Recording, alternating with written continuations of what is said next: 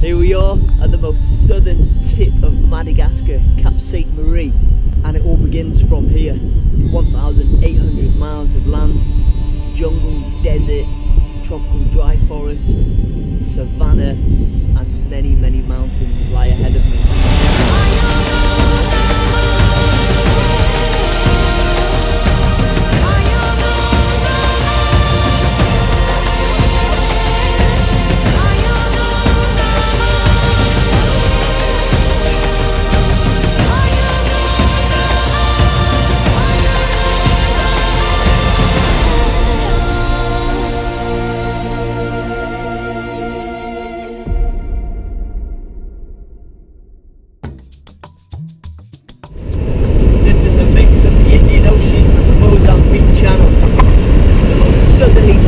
Madagascar. So before I start my expedition,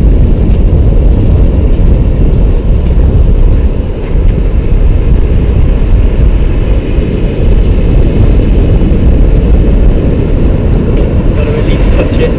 Already it's been a mission trying to traverse down this thing. Extremely sharp rocks. A few of us were slipping. Little landslides down the side, hey. But it's good, we're down. And the journey's about to commence. I set off with my first guide named Me, and the journey begins following alongside the coast. The security guard and the second guide that we had to walk with out of the national park have now gone. They've headed back to their office, the national park office, near Cap Sainte-Marie. And me, we continue. Continue. Really hot today. It's hot today, isn't it? No shade. Yeah, no shade. So we've come here now to seek some shelter and shade, get a drink, and on we go. As you can see, you know, it's just pure sand. You know, we've got the coast there. There's desert here, beach, desert. It's just dry land. So it makes for difficult walking. Good. We're covering some good distance already. And all the people are just so friendly. Lots of people. It's just a small village here, just up the hill. Okay, this report that that's the first time he see the bazaar and the first time just look in the video. Okay. Mad. So me was saying it's their first time that they've seen a Westerner. So they're surrounded. Salam. Hello. So they're surrounded, you can see.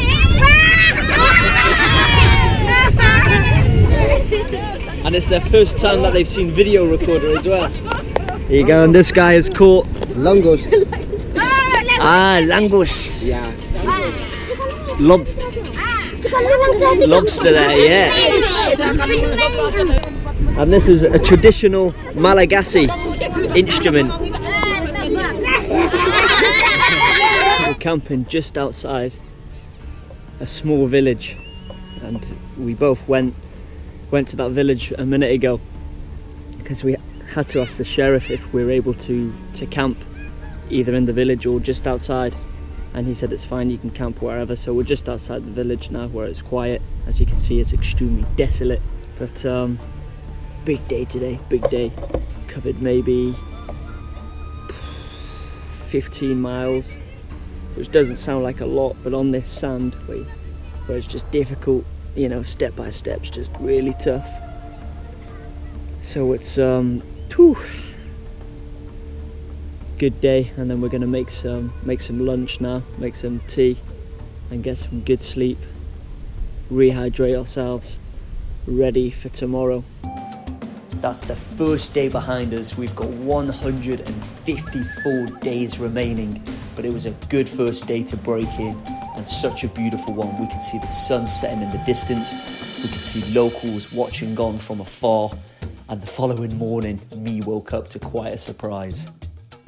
Me has just found this centipede lying under his tent, and if this thing was to bite you, you'd be in a lot of pain, and it'd stop me from walking for at least 4 days. Nasty thing, poisonous. So I want to stay clear of that, especially walking around barefoot. Day 2 of traversing Madagascar.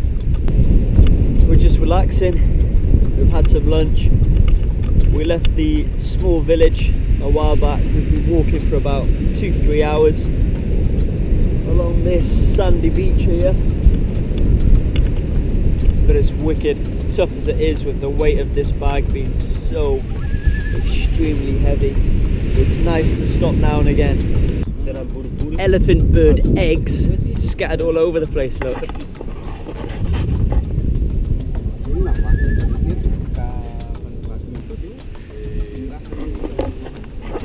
These are big birds, they grow to about 3 meters high. Impressive. With the thought of a 3-meter elephant bird chasing me down, I cracked on. Arrived at this small tribal community. They're called the Spiny tribe, the people of the Spiny Forest, because obviously they're just cactus everywhere. And we both got lost yesterday, almost lost, trying to hack our way through the Spiny Forest rather than take the path. We couldn't find our way through, it was just thick. Unfortunately, we learned the hard way, the painful way. But we found this place in the end, which is great, as you can see. Lots of little huts, only about a good 10, 12 of them.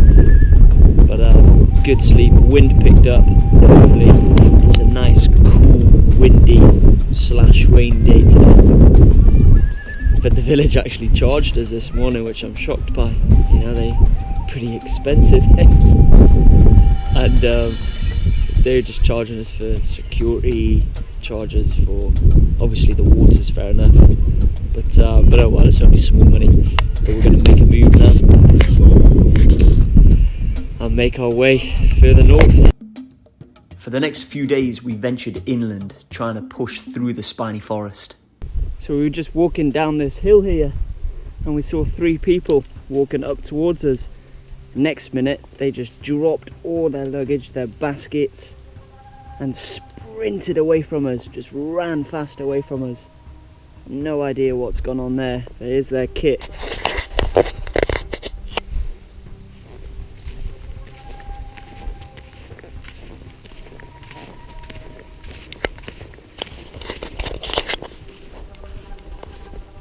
There's been some bandits in the village lately, and one big zebu went missing yesterday, and the bandits can be pretty nasty work.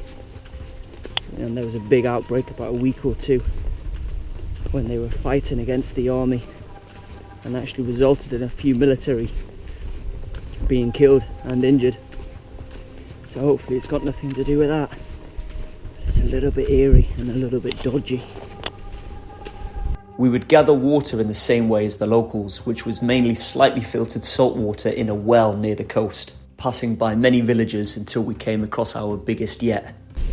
So this is your common village, they call it. A pretty big village compared to all of the rest of the smaller villages scattered around it. You've got your school here, you've got a shop just behind me, and it's where all the local villagers gather together. But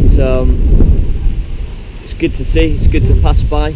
We've stopped here, stock up on some snacks and some food, and then we continue on towards the next village. Day 5, and for camping we've just been walking along the beach all day. Again, really difficult. It's just on a slope, so it really knackers your ankles, and it feels like you're working one leg more than the other, as well as obviously the weight of the beast, which I've named my rucksack the Beast. So obviously we're walking on the beach and we needed a place to camp. There's no villages here or tribal communities as such, so we literally just come up from the beach here onto this sort of sand dune with shrubland and pitched our tents just here. It's a beautiful place. Get a good night's sleep and crack on for another extreme day tomorrow. It looks like there was a cyclone out in the Indian Ocean the past couple of days now, but it looked like it's made its way north. So tomorrow I'm anticipating a hot day. And my anticipation was bang on. So they say it's the cool season. Check this out.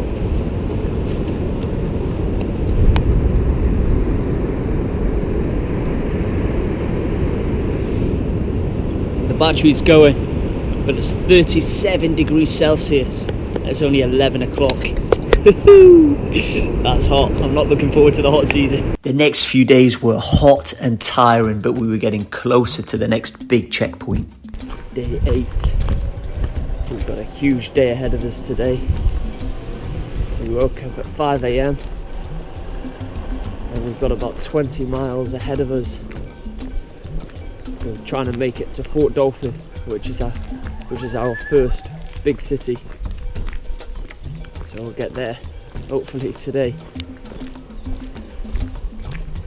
Bit of a rough sleep, music playing last night, dogs fighting,